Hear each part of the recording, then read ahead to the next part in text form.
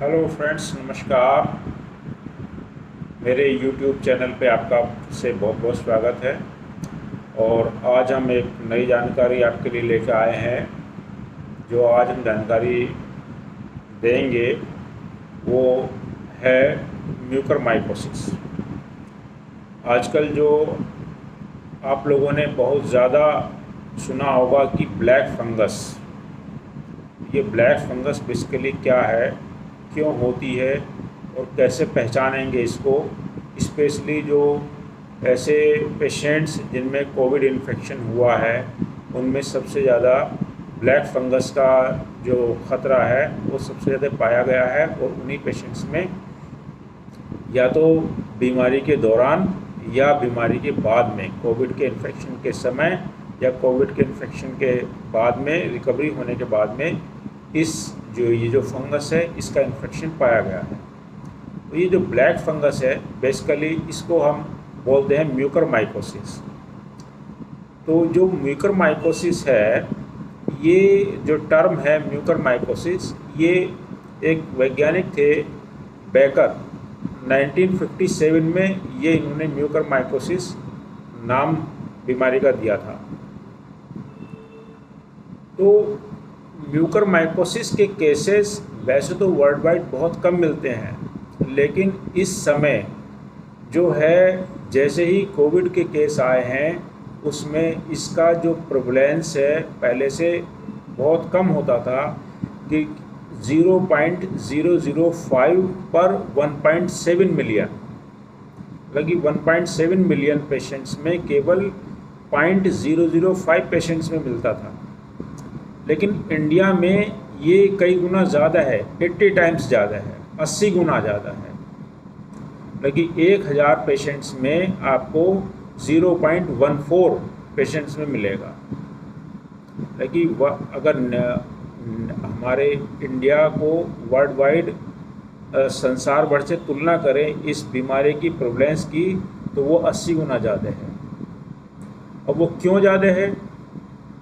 उसका सबसे बड़ा कारण है डायबिटीज़। हमेशा अभी तक जिन पेशेंट्स में डायबिटीज़ का इन्फेक्शन है और वो इन्फेक्शन अनकंट्रोल्ड डायबिटीज़ है और डायबिटीज़ अनकंट्रोल्ड है और ऐसे पेशेंट में कोविड का इन्फेक्शन अगर हुआ है तो उनमें सबसे ज़्यादा चांसेस पाए गए हैं कि उनमें म्यूकरमाइकोसिस या ब्लैक फंगस का इन्फेक्शन हुआ हो। तो इसके लिए दूसरे जो फैक्टर्स हैं, जो रिस्क फैक्टर्स हैं डायबिटीज़ के साथ साथ, वो कौन कौन से हैं। केवल ऐसा नहीं है कि डायबिटीज़ के पेशेंट्स में भी पेशेंट में ही इस तरह से होता है। जिन पेशेंट्स की इम्यूनिटी कम है पहले से, जैसे कि कैंसर पेशेंट हो गए, कैंसर पेशेंट में पहले से ही इम्यूनोसप्रेशन ड्रग्स चलती हैं तो वो इम्यूनिटी को डाउन करती हैं, ठीक है। दूसरे हो गए आपके ऐसे पेशेंट जिनमें ऑर्गन ट्रांसप्लांट हुआ है, किडनी ट्रांसप्लांट हुआ है या कोई दूसरा भी ट्रांसप्लांट हुआ है। ऐसे केसेस में भी अगर कोविड का इन्फेक्शन होता है तो उनमें इन्फेक्शन की संभावना, ब्लैक फंगस की संभावना ज़्यादा है। HIV के पेशेंट्स, जो एड्स है पेशेंट्स, इस तरह के पेशेंट्स, ठीक है, इनमें भी इम्यूनिटी बहुत कम रहती है। और अब जैसे कि आपने पाया कि कोविड के पेशेंट, अब कोविड के पेशेंट में ऐसे क्या कारण है कि इसमें ही इन्फेक्शन मिल रहा है, ज़्यादा मिल रहा है।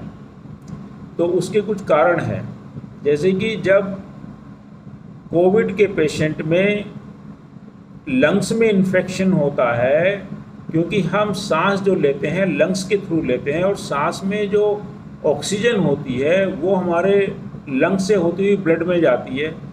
तो अगर उसमें इन्फेक्शन होगा तो ऑक्सीजन की मात्रा प्रॉपर तरीके से नहीं होगी, जिस कंडीशन को हम बोलते हैं हाइपोक्सिया।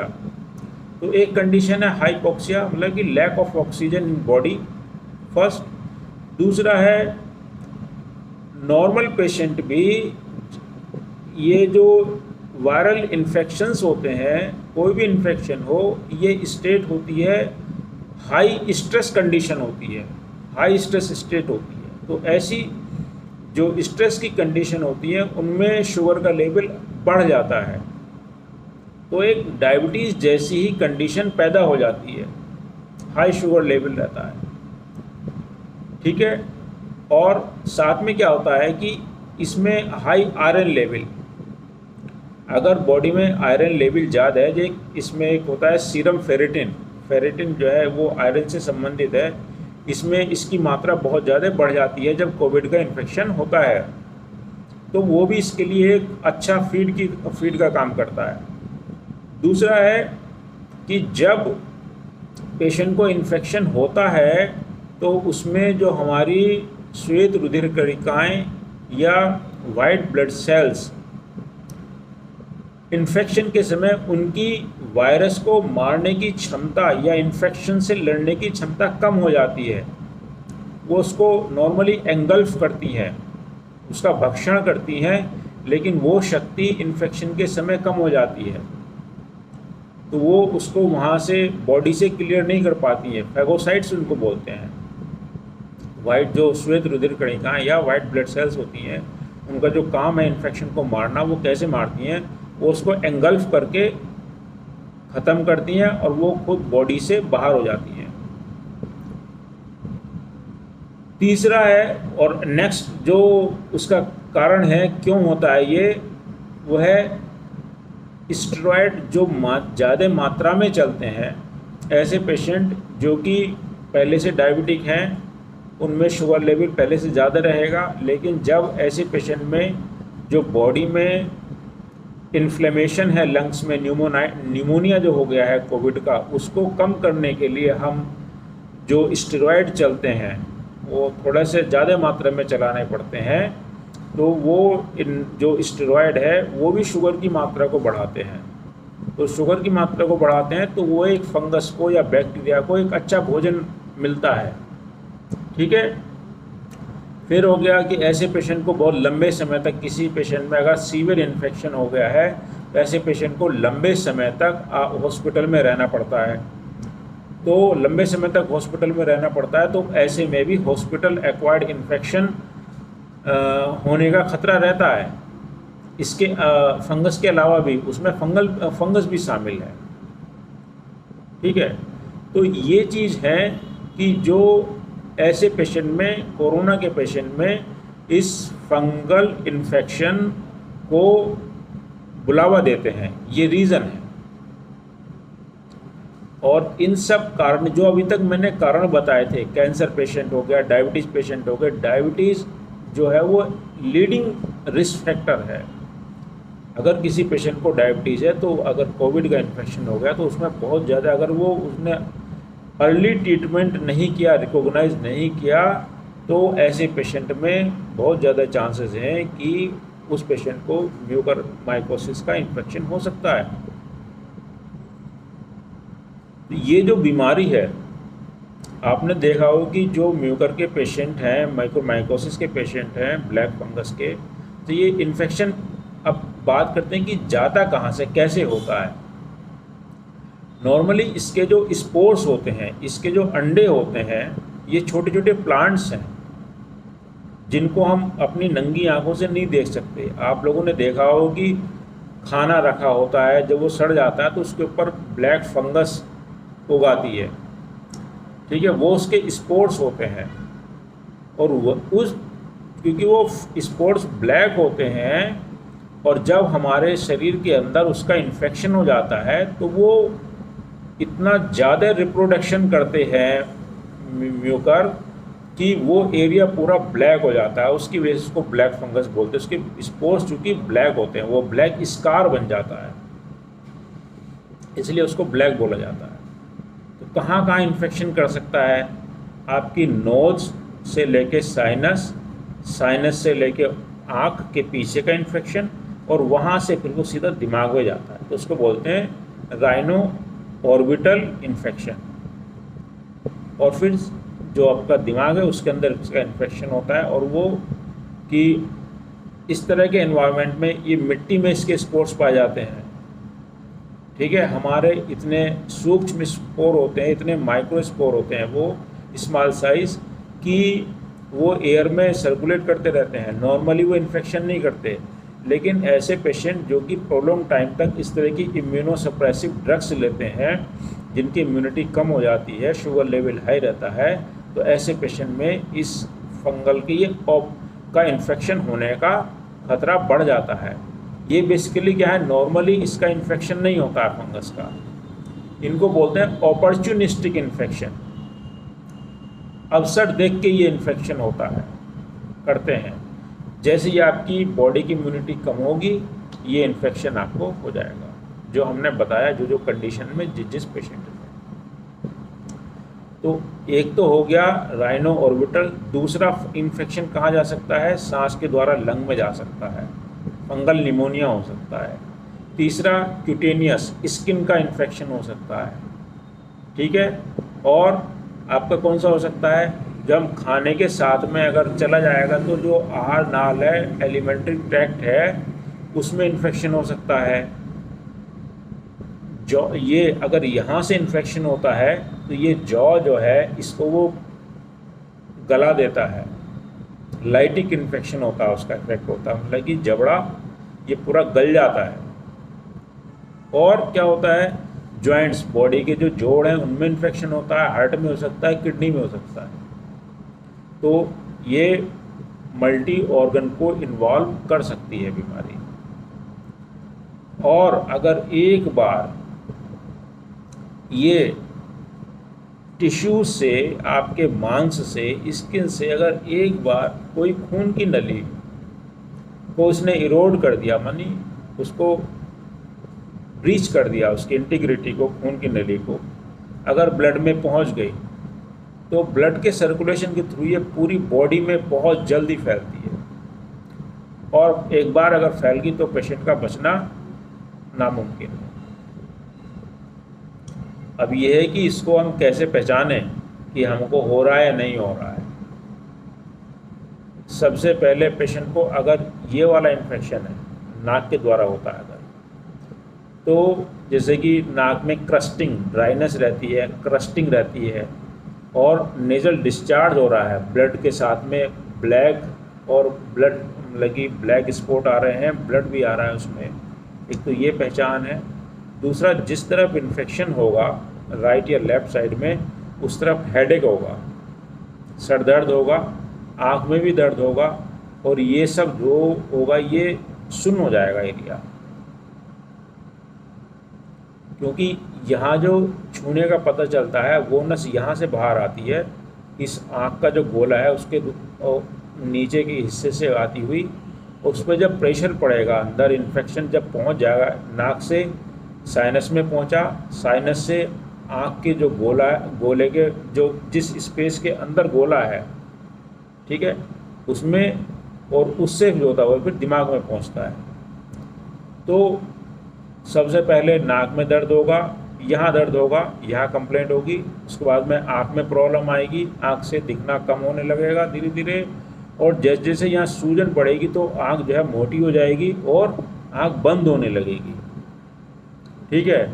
और बाद में आपके जो है दिमाग में इन्फेक्शन होगा, क्योंकि आँख की जो नस है वो सीधा दिमाग में जाती है। तो वहाँ फिर पेशेंट को दिक्कत, दिमाग के बहुत सारे, मतलब कि पैरालिसिस जैसा हो जाएगा, मुंह टेढ़ा भी हो सकता है, इस तरह से हो जाएगा, ठीक है। तो ये चीज़ है, तो ये सब चीज़ें मिलेंगी, आँख लाल होगी, ठीक है। और यहाँ अगर ज़्यादा हो गया तो नाक की ब्लैकनिंग होने लगेगी, इस एरिया की ब्लैकनिंग होने लगेगी, आँख की ब्लैकनिंग होने लगेगी, ठीक है। तो चेहरे पर दर्द रहेगा। तो ये सब चीज़ें हैं जो कि इंडिकेट करती हैं कि आपको इन्फेक्शन है। साथ साथ पेशेंट की कंप्लेंट्स के साथ साथ अगर वो डायबिटीज़ है, फंगल डायबिटीज़ है, अगर अनकंट्रोल्ड डायबिटीज़ है, या स्टेरॉयड का हाई मात्रा में चल रहे हैं, काफ़ी दिन से चल रहे हैं, ठीक है, तो ऐसे पेशेंट में ये सबसे ज़्यादा चांसेस मान के चलिए कि उसको जो है वो इन्फेक्शन हो गया है। अगर इसका अर्ली ट्रीटमेंट नहीं किया जाता, अगर इसको, तो फिर जो है वो बहुत मुश्किल होता है। सबसे जो एक बार अगर कायदे से ट्रीटमेंट इस्टेब्लिश हो गया तो उसको फिर जो है बड़ा मुश्किल है।